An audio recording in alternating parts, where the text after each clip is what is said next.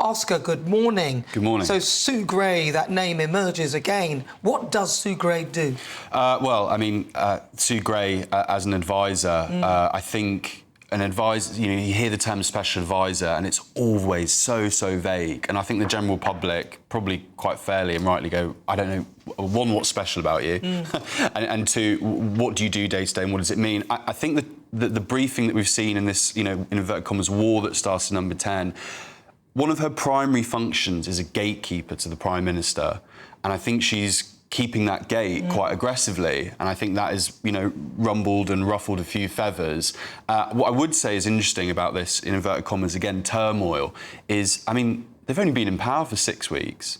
And to see this kind of briefing and, people saddling up next to different teams within number 10, this is happening very, very early in the day. Very early in the day.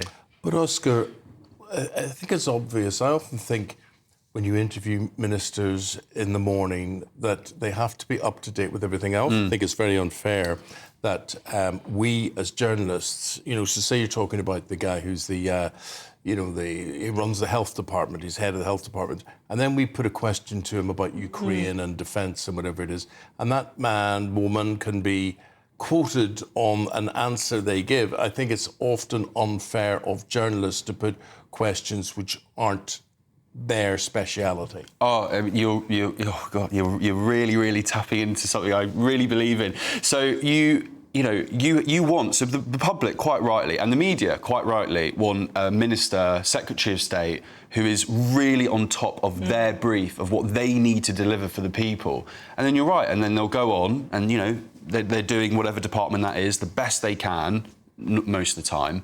And then they get asked a question about something totally unrelated to actually what is their day-to-day job. And it's all quite performative. There's a bit of panto, to politics. And I think the more we kind of steered away from that, I think we'd get better results. I have to say, I think this will frustrate the public hugely.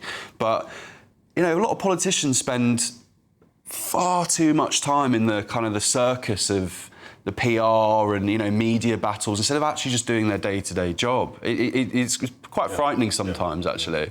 Yeah, we often get politicians who are given a number of ministries in a short space of time, and expect them to be experts overnight in that.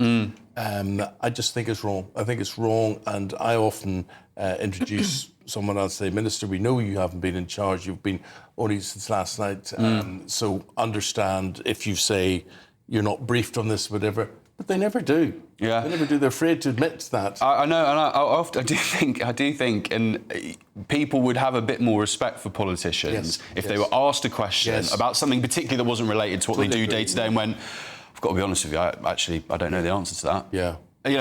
But this is what I'm doing day to day, and this is my job. Why did they not do that, Oscar?